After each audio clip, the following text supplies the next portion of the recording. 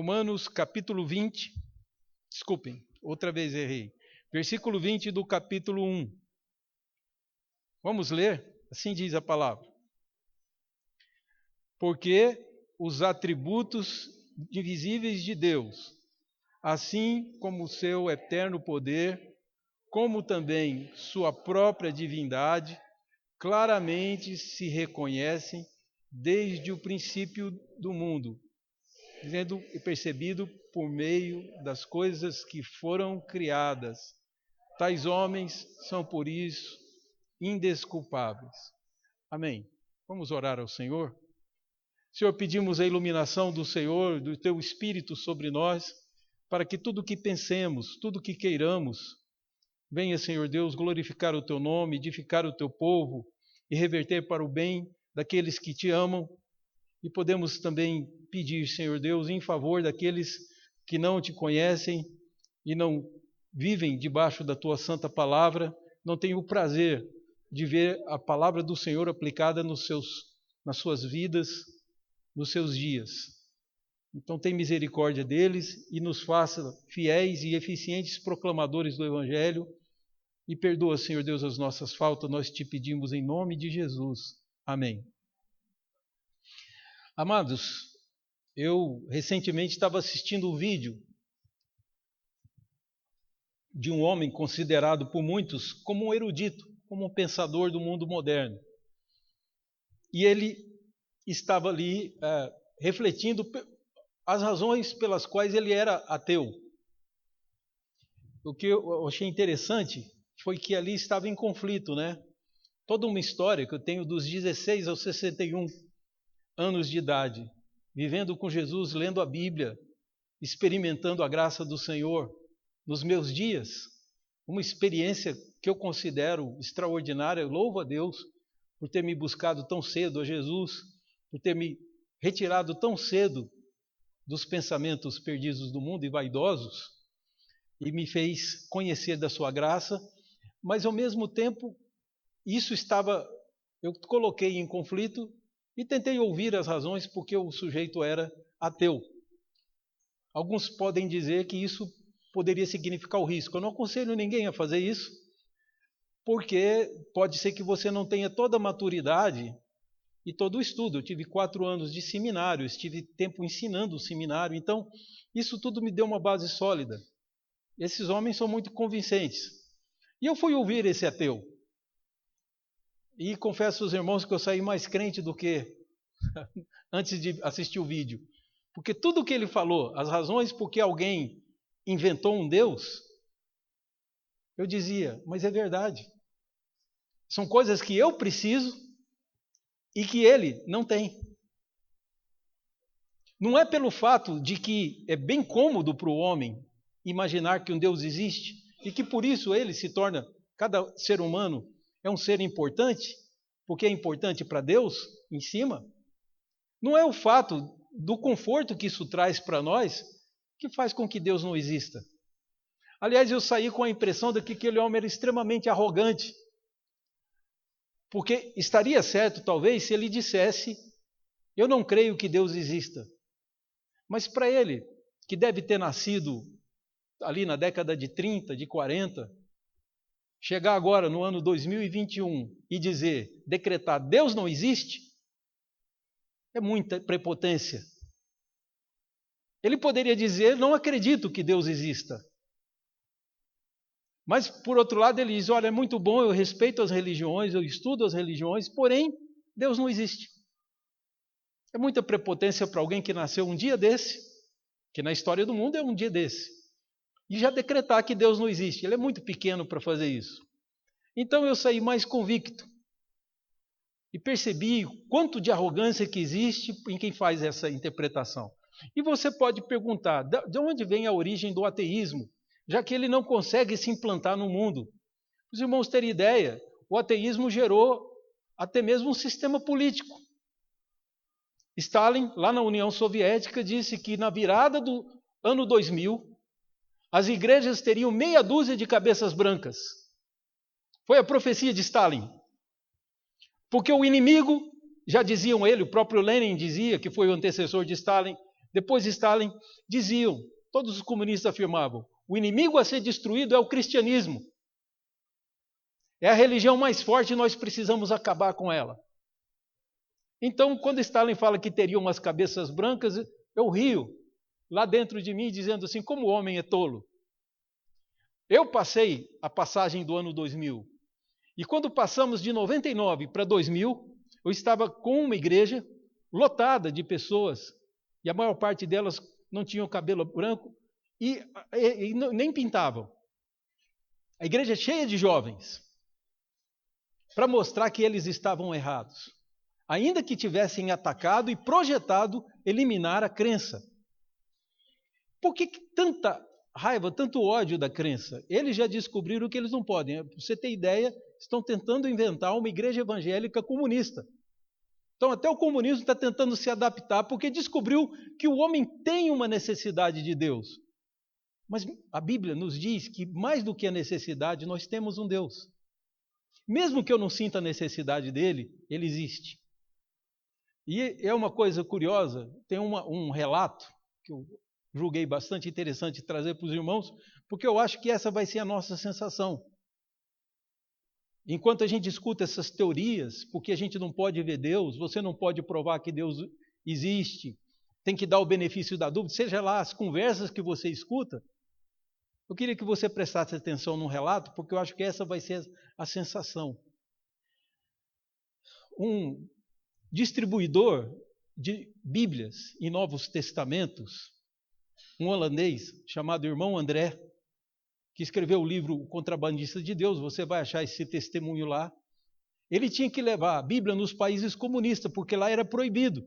Você tem ideia, para esse homem que ele foi entregar à Rússia, esse homem não quis pegar na Bíblia, ele disse, não, eu estou te entregando. O sujeito disse, não posso pegar, quero que você entregue para as pessoas da minha igreja. Aí ele perguntou por quê, e o homem virou a mão e mostrou todas as unhas arrancadas. Falou, é isso que o Partido Comunista fez comigo, porque descobriu eu com Bíblias, arrancaram as minhas unhas com alicate.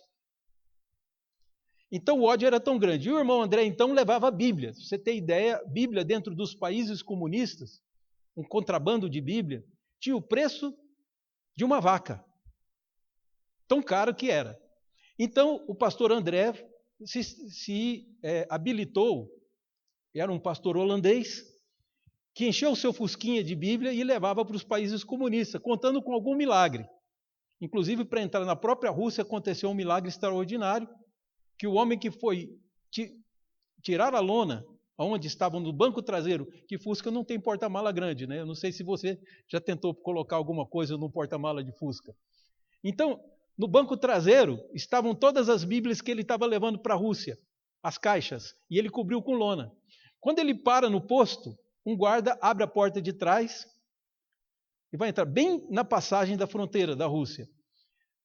E aí ele ficou achando estranho, porque o homem não se manifestava, nem a favor dele, nem contra. Estava tudo calado. O sujeito perguntando se a pista estava muito molhada, de chuva e tal. Ele disse, tem muita lama na estrada e tal, contando para o sujeito as coisas que tinham acontecido. Aí ele ficou curioso, não aguentou de curiosidade e olhou para trás. Quando ele olha para trás, o sujeito está com a lona levantada, as caixas de Bíblia, ouvindo a história. Antes dele passar pela fronteira, ele orou, Senhor que abriu os olhos dos cegos, fecha os olhos dos sãos, para que eu possa passar com a Bíblia. E o homem, então, olhando para ele, ficou sem graça, trouxe a lona e disse, está liberado, pode ir. E ele entrou com caixas e caixas de Bíblia dentro do seu fusquinha para levar. Só que o único problema que ele tinha, que eles tinham que se precaver da espionagem. Então o irmão André, a única coisa que ele sabia é que ele ia encontrar alguém em Moscou com o nome Ivan. Você já viu quanto o russo chama Ivan? Ivan é o João deles, né? O nome João é Ivan. E daí ele falou assim, como que eu vou? Ele parou o carro na Praça Vermelha, encostou no carro e falou, Senhor, não estou entendendo o senhor me mandar para a Rússia, para eu em Moscou encontrar um Ivan. E ficou parado na Praça Vermelha imaginando o que ele ia fazer, porque perguntasse, só sabia o primeiro nome, Ivan, nem sobrenome. Aí ele disse, Senhor, me ajuda, porque eu não vou encontrar um Ivan em Moscou, uma das maiores cidades da Europa. Enquanto ele pensava isso lá na Praça Vermelha, foi passando um homem, Esse homem parou e ficou olhando para ele. E ele olhou, o pastor André olhou para o homem e disse assim: eu senti quando eu vi aquele homem que é como se fosse um conhecido meu antigo. O homem se aproximou dele e disse: o senhor é o irmão André? E ele respondeu em inglês, porque nenhum dos dois falava o idioma um do outro. O russo é um idioma não é fácil para o anglo-saxão, né? Então o irmão André respondeu em inglês para ele: sou eu, você é o Ivan? Ele falou: sou eu, é para mim que você vai entregar as Bíblias. O homem parou, olhou para ele, ele olhou para o homem e os dois viram que eles se conheciam. Nunca tinham se encontrado, mas se conheciam porque era o mesmo Espírito que habitava neles. Eu imagino, queridos, que até o próprio ateu, o dia que vir a vinda do Senhor Jesus, vai olhar para ele e dizer: é o meu Criador, eu conheço esse homem. Sem nunca ter visto. Todos nós vamos reconhecê-lo, porque ele anda conosco todos os dias. E se você acha interessante o homem dizer que não acredita em Deus porque nunca viu Deus. Bom, eu tive já pregando o evangelho para pessoas cegas. E elas não me viam e acreditavam que eu existia. Então, esse é só um aspecto, é só um atributo humano que nos ajuda a identificar coisas que existem. Mas há coisas que existem e que nós não vemos. Por isso, esse ateu que decretou que Deus não existe é um arrogante, tolo e não é tão erudito assim. Ele não é nenhuma sumidade. Bom, tudo isso eu estou colocando, queridos, porque na realidade o apóstolo Paulo abraçou para si um empreendimento designado por Jesus. Jesus designou que aqueles 12 apóstolos, que ficaram reduzidos a 11, porque Judas andou com Jesus, mas nunca abriu o coração para ele. Então Judas traiu Jesus.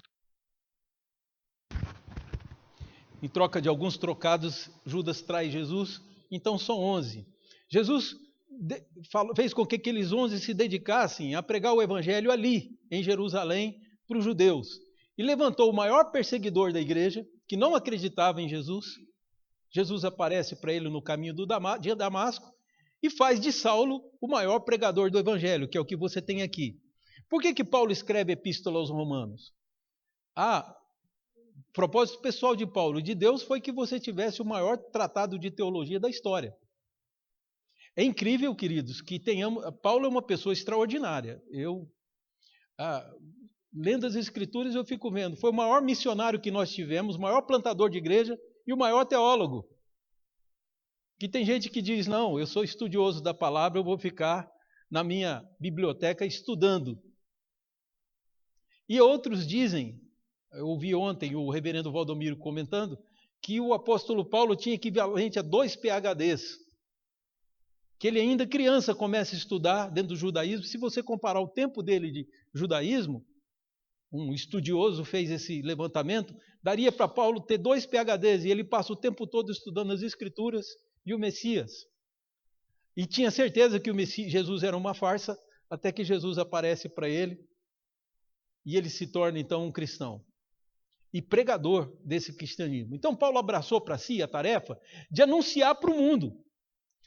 Só que para isso ele precisava de apoio da igreja. Ele teve apoio da igreja de Antioquia para fazer as viagens missionárias que ele fez, a primeira viagem missionária, a segunda e até a terceira. Porém, os comentaristas dizem que o livro de Atos não tem a viagem de Paulo para a Espanha, que aqui na Bíblia é chamado com o nome de Tarsis. É a mesma Espanha, é a Península Ibérica, onde está inclusive o nosso Portugal. Há indícios de que Paulo tenha visitado, porque quando os romanos chegaram para invadir, anos mais tarde, descobriram que havia uma comunidade cristã ali também. Então, alguns comentaristas imaginam que Paulo conseguiu o seu intento. Para ele chegar à Espanha, ele queria o apoio dos romanos. Então, ele escreve uma carta na qual ele resume a mensagem do evangelho. Ele convence os romanos de que o que ele está pregando é toda a verdade. E que ele vai levar essa verdade para os espanhóis. E que os romanos poderiam ajudá-los. Possivelmente haviam pessoas de posses aqui entre os romanos, na igreja.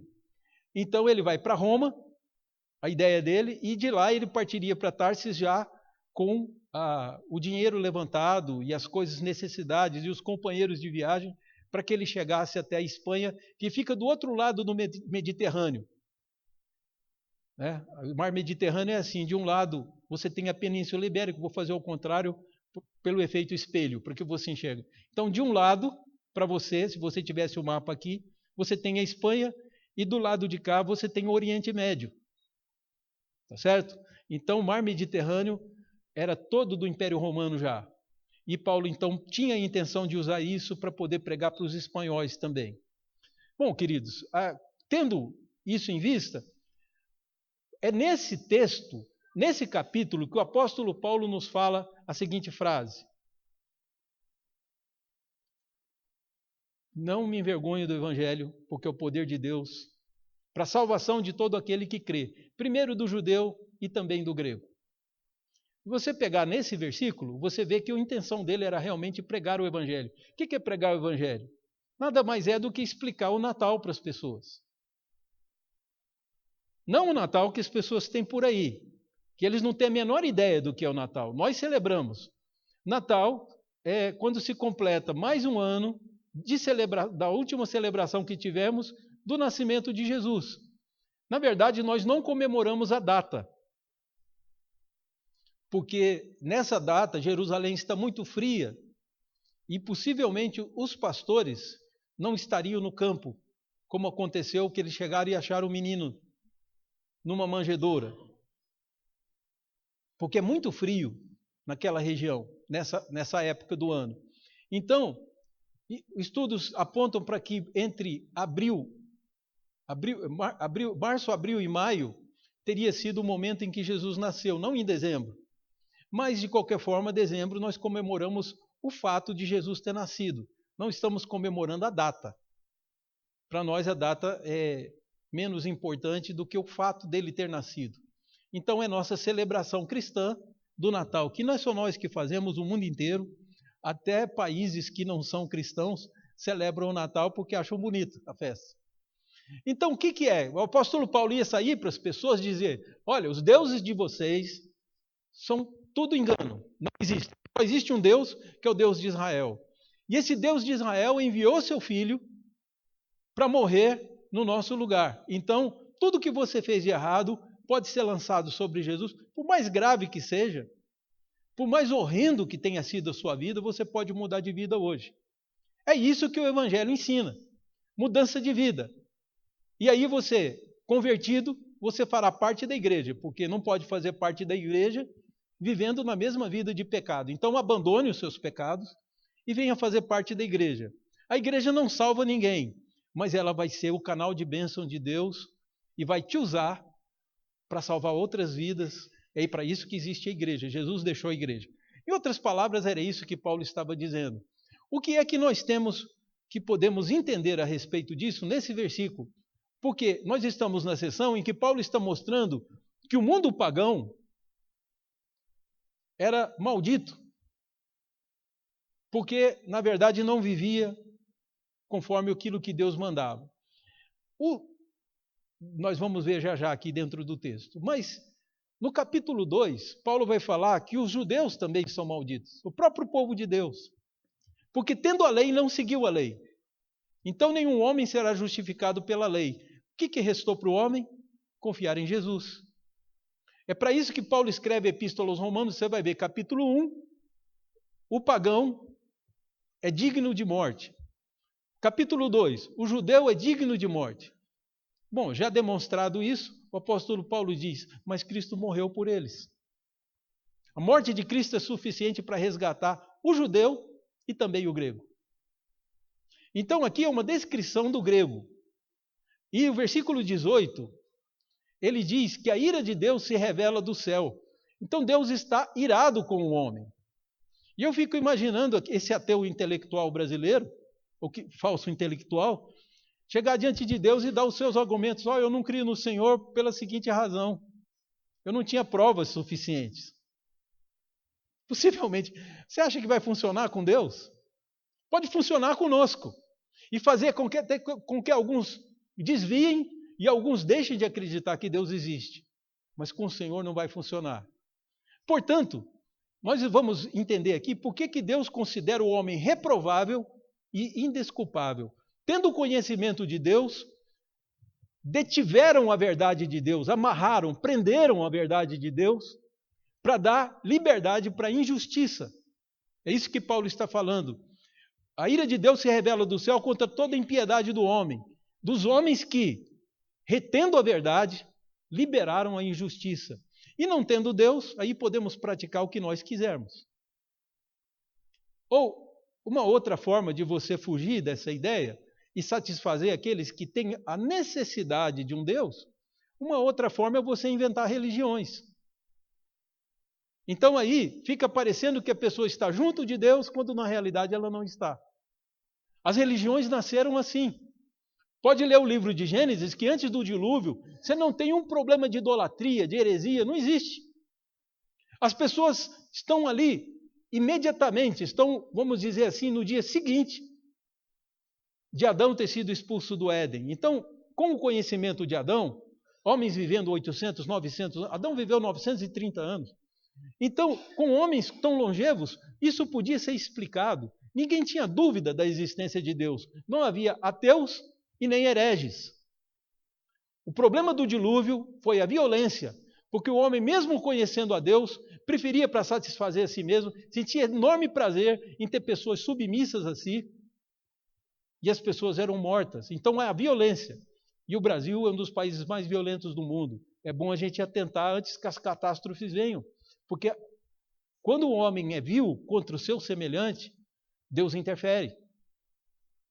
Então, vamos torcer que aí esses pacotes que prevêem uma maior segurança para o Brasil, uma diminuição da violência, que eles acabem passando. Porque, de forma contrária, nós estamos arrumando uma inimizade com Deus. Deus vai se revoltar, com certeza, logo contra toda essa sociedade. E por pouco nós não caímos na mão de farsantes. Fomos livres pela graça de Deus. Então, o que nós temos aqui? O apóstolo Paulo está falando que aí Deus está irado com o homem. E o que o homem vai ter para desculpar? Aí eu não tive prova da sua existência. Porque, primeiro, os atributos de Deus podem ser vistos nas coisas que foram criadas. O que são atributos de Deus? A Bíblia nos ensina, e os teólogos traduziram isso em forma de teologia sistemática, colhendo um versículo ali, outro ali, montaram uma doutrina dos atributos de Deus, na qual nós aprendemos que os atributos de Deus alguns são comunicáveis e outros são incomunicáveis. Ou seja, Deus dividiu conosco porque somos imagem dele, mas alguns são propriedade exclusiva dele. Os incomunicáveis são fáceis, a gente decora porque são 3. Atributos que são só de Deus. Deus está presente em todo lugar, Deus sabe todas as coisas, então ele é onipresente, onisciente. Deus sabe tudo o que existe, está presente em todo lugar, é onipresente, e ele é onisciente. Sendo o único Deus, só ele possui esses 3 atributos. A onisciência, a onipotência, todo o poder é dele, e a onipresença, ele está em todo lugar. Né?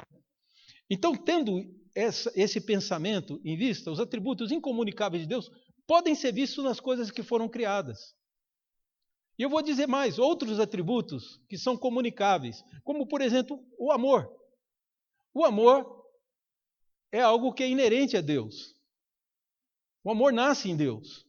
Por isso nós homens amamos, porque ele nos amou primeiro, diz o apóstolo João. Nós homens recebemos a capacidade de amar. Isso é um atributo que Deus nos comunicou. E há outros atributos que Deus comunicou. Todos os atributos de Deus podem ser vistos nas coisas que foram criadas. Um homem se maravilha olhando no microscópio e vendo uma célula se dividir. Aí sabe o que ele diz para si mesmo? Está vendo como a natureza é maravilhosa? Nós não precisamos de Deus. Um outro homem vê a mesma célula e diz, Deus é maravilhoso. Então depende da disposição do coração do homem. Jesus fez milagre. Jesus ressuscitou Lázaro. E os judeus estavam planejando como matar Lázaro para acabar com a evidência. Eles não estavam em busca da verdade. Os homens não estão em busca da verdade, eles estão em busca daquelas verdades que possam confirmar a sua teoria, achando que com isso vão fugir da ira de Deus. João Batista já dizia para o povo, dizia para os fariseus: raça de víboras, quem vos induziu a fugir da ira vindoura? Quem é que aconselhou vocês que tem jeito de escapar da ira de Deus? Não existe, queridos. O julgamento, é impressionante a narrativa que João faz do julgamento. Ele diz que os homens são colocados diante de Deus, todo homem, da menor criança, aquela que morreu mais cedo, dentro do ventre da mãe, até o mais velho, até o mar deu os seus mortos. Gente que foi comida por peixe, um peixe que mais tarde talvez um homem comeu. Quer dizer, como é que esse corpo vai ser restaurado, se ele já fez parte do corpo? Para Deus não tem nada impossível. E Deus vai ressuscitar cada homem com seu próprio corpo. Mas o que é impressionante nesse texto é que diz ali que diante do trono de Deus, trono de Jesus, o grande trono branco,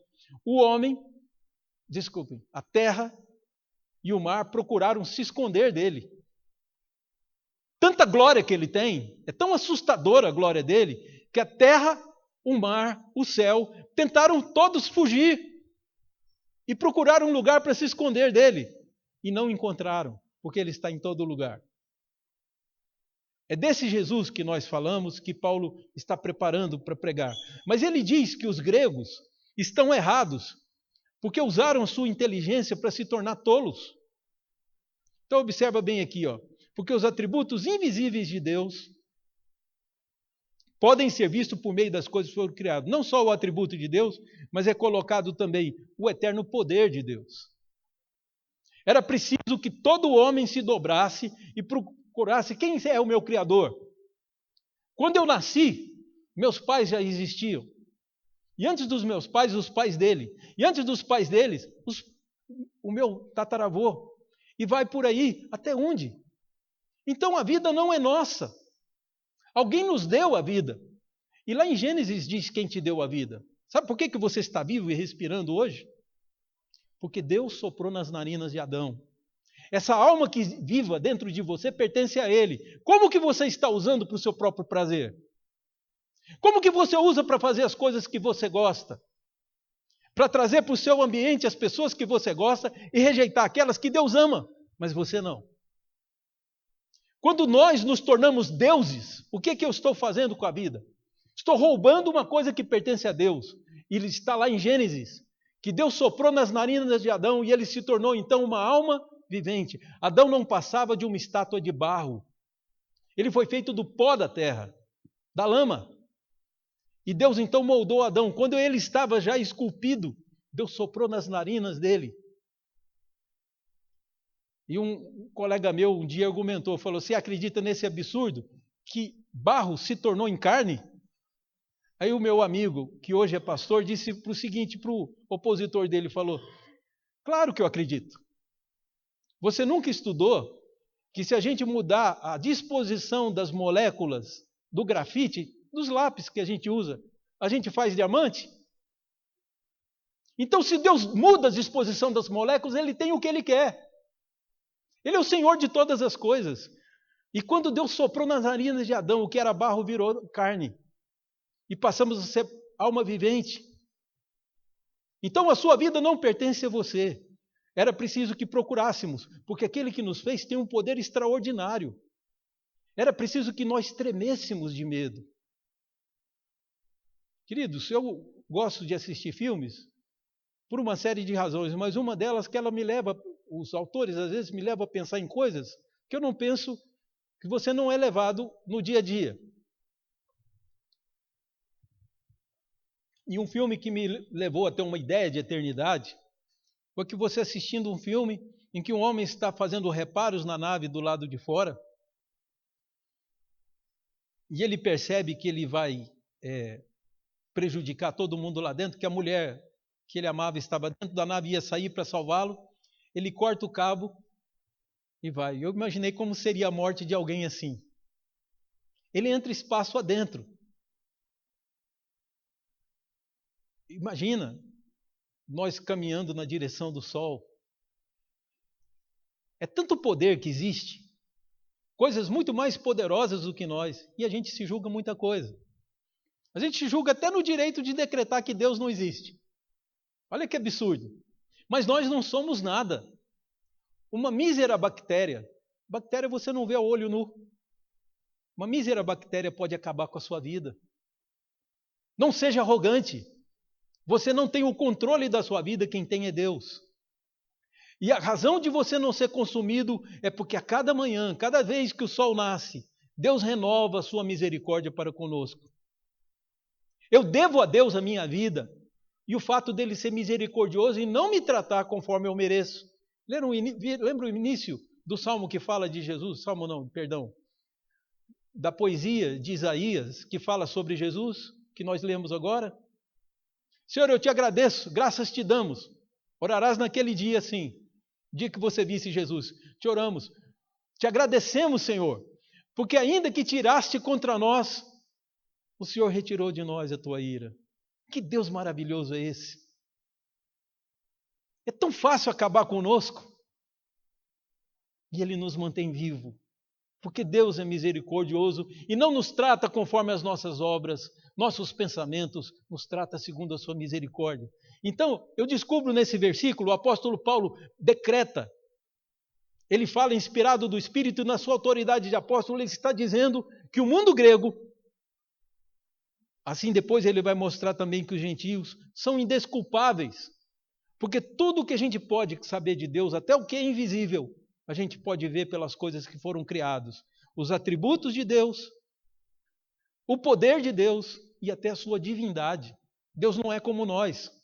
Nós comumente tratamos Deus como se Ele fosse nossa imagem e semelhança. Imitação é você, Ele é o original. E perfeito é só o original. Né? Eu tenho certeza que você não daria uma fortuna por uma imitação. Você faria isso, Lé? Você, Pascoal, uma imitação de diamante, você daria R$1 milhão por ele? Pode ter o tamanho que for, é imitação. Eu sou uma imitação de Deus. O meu valor é o valor que Ele me atribui. Não é o valor que eu tenho intrinsecamente em mim. Todas as coisas são assim. Não valorize as coisas que você valoriza. Por exemplo, uma coisa que a gente valoriza muito é dinheiro. Se você sair e tropeçar numa sacola de dinheiro lá fora, com milhões, você vai achar, vai ficar muito feliz, não é? Pois eu te digo, aquilo não passa de papel pintado. Nós é que atribuímos aquilo um valor. Eu já contei para os irmãos, quando eu atravessei a fronteira da Venezuela, eu descobri isso. Eu tinha que comprar com o Bolívar. E um maço de dinheiro assim comprava R$1. E os homens lá, na rua, oferecendo, porque não tinha valor. Aqui no Brasil, se você for para a Praça da Sé, for para algum lugar, contar dinheiro na rua, você corre um risco muito sério, não é verdade? Qualquer cidade grande. Lá na Bolívia, as pessoas estavam com dinheiro para te trocar pelo real, porque eles viviam do câmbio.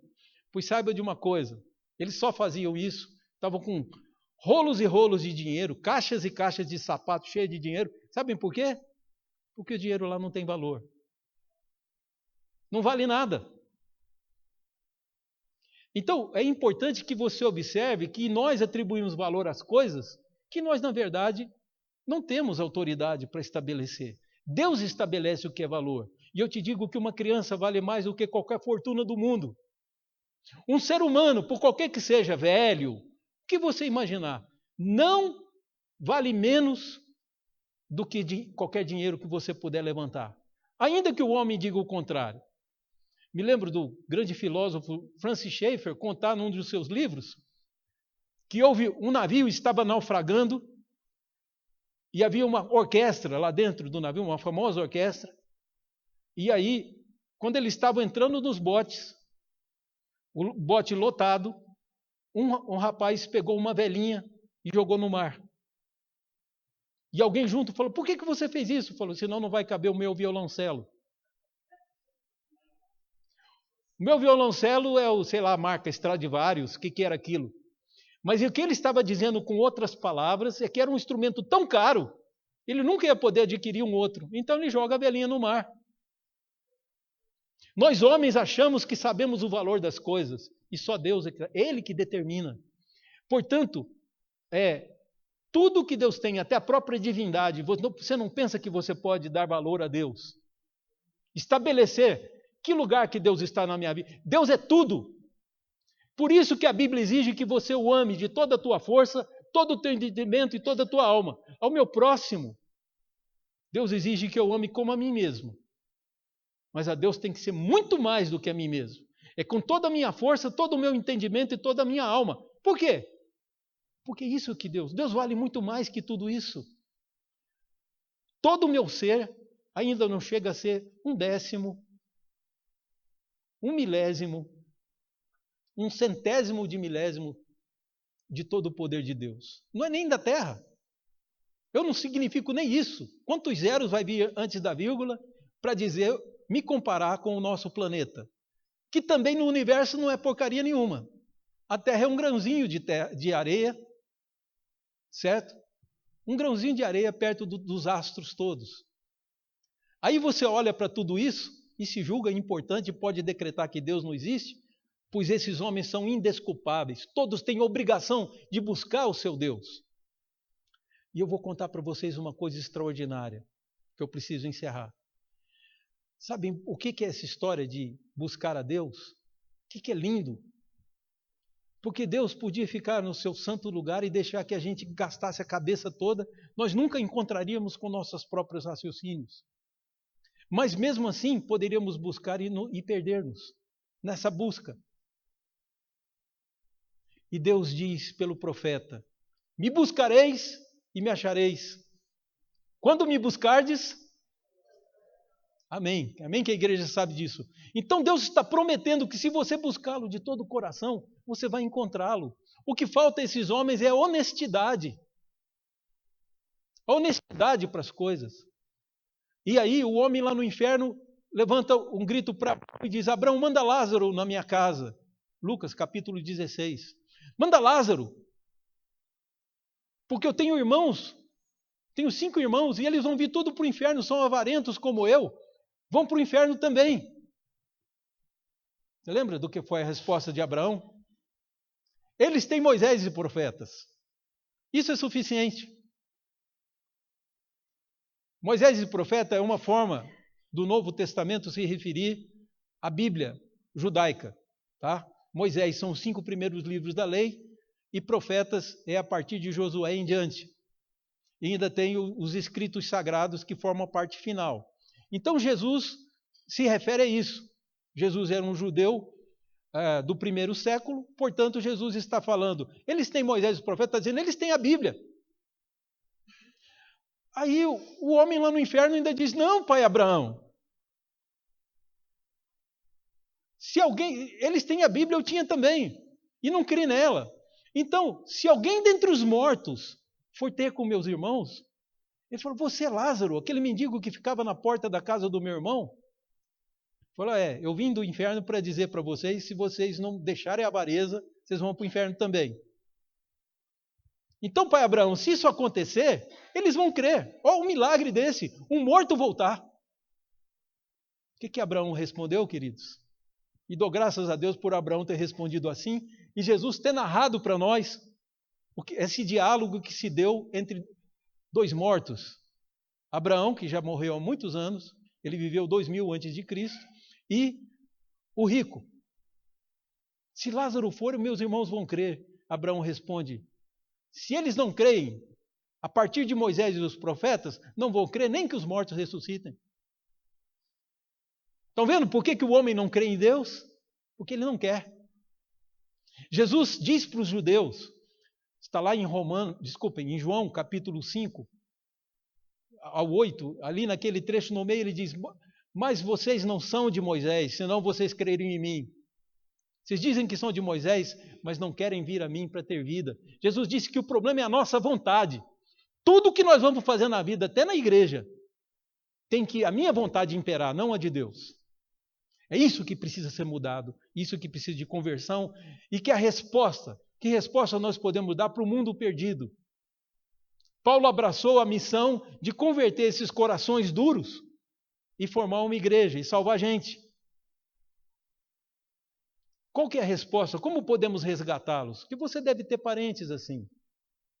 Você deve ter pessoas que você ama, que você queria converter. Viva o Evangelho. Pregue o Evangelho. Seja corajoso. Não se dobre. Não tente agradar o mundo. Agrade a Deus. As pessoas virão. Então, em outras palavras, Paulo está dizendo, não me envergonhe do Evangelho, porque é o poder de Deus para a salvação de todo aquele que crê. Porque o homem, por si só, ele está indesculpável. Ele não escapa do juízo. Tá? E eu quero só encerrar aqui. Talvez você esteja, para abraçar uma vida de evangelista e pregador do Evangelho, esteja aguardando algumas coisas acontecerem. Alguns acham que essa é a função do pastor, evangelizar. O pastor, como um crente, precisa evangelizar sim. Isso tem que ser missão dele. Mas não porque ele ocupa o cargo ou porque ele recebe um salário. Porque ele não recebe salário para fazer a sua tarefa. Ele não é o seu substituto nessa tarefa. Então, o que nós devemos fazer? Aí as pessoas dizem, não, para eu me tornar um evangelista, vou primeiro esperar isso, esperar aquilo, eu vou mudar a minha vida. Vou dedicar mais à leitura da Bíblia e à evangelização. E eu quero te narrar a história de um famoso missionário na China, lá no Oriente. Se não me engano, foi Hudson Taylor que passou por essa experiência. E eu quero encerrar com ela. Uma coisa extraordinária aconteceu. Hudson Taylor estava evangelizando entre os pescadores chineses. Então, vários pescadores estavam lá, pescando.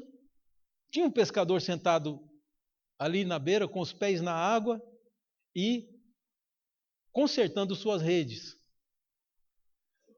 E naquela hora que ele foi passando por esse pescador, ele observou lá na frente que tinha um homem afogando. Alguém caiu na água e estava se afogando, ia morrer, um chinês.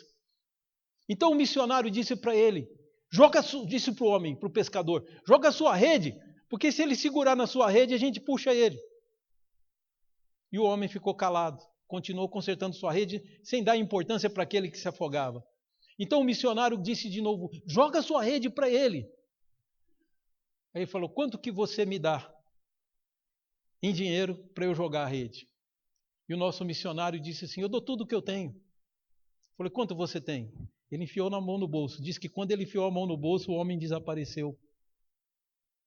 E o missionário ficou muito triste, porque aquele período de diálogo podia ter significado a salvação do chinês que afogava. Esse desafio que eu quero para você, não deixa para amanhã não. Algumas vidas se perderão. Abrace como Paulo essa missão. Como você vai fazer? Não sei. O que você vai dizer? Está na Bíblia. A igreja está aqui exatamente para te treinar para você ser um obreiro eficiente. Mas evangelista é você. E pessoas podem ser salvas por aquilo que você prega. Não negligencie a vocação de Deus. Jesus salvou Paulo, que era um inimigo do evangelho. E diz, você é um instrumento para mim, para pregar o meu nome entre os gentios. Então Deus nos salva, mas quer nos usar também, quer que sejamos participantes da obra da redenção. Então não durma no ponto. Não fica aí achando que a sua função é corrigir sua igreja, corrigir seu marido, corrigir sei lá o quê mais. Corrigir o mundo? Eu vou fazer isso para Deus. Deus só quer que você pregue o Evangelho. Que seja o Evangelho, que você viva o Evangelho. E dentro das suas limitações, Deus fará coisas extraordinárias, que nem você tem ideia do que pode acontecer. Aí você diz, pastor, mas eu já sou muito idoso. O outro diz, pastor, eu não passo de uma criança, como Jeremias falou, né? Então pode ser, eu também sou pequeno e tenho as minhas limitações. Mas tem uma coisa para dizer para você que eu ouvi no seminário. Um pastor foi pregar, convidou o evangelista da congregação para pregar na igreja.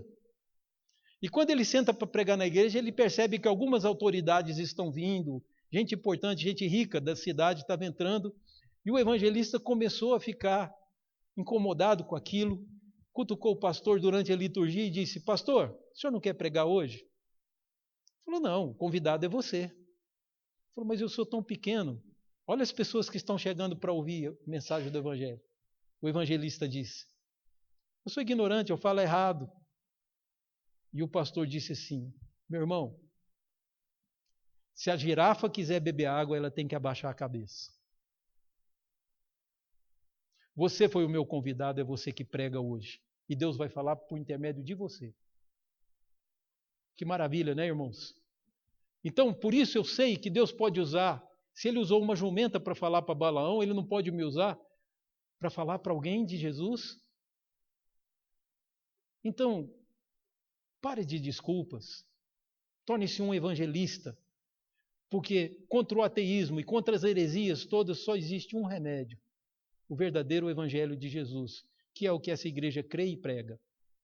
Então venha, participe desse grande movimento, que 2020 seja um ano de muitas conversões, de muita gente encontrando a salvação, porque esta é uma igreja que vive o evangelho do Senhor Jesus.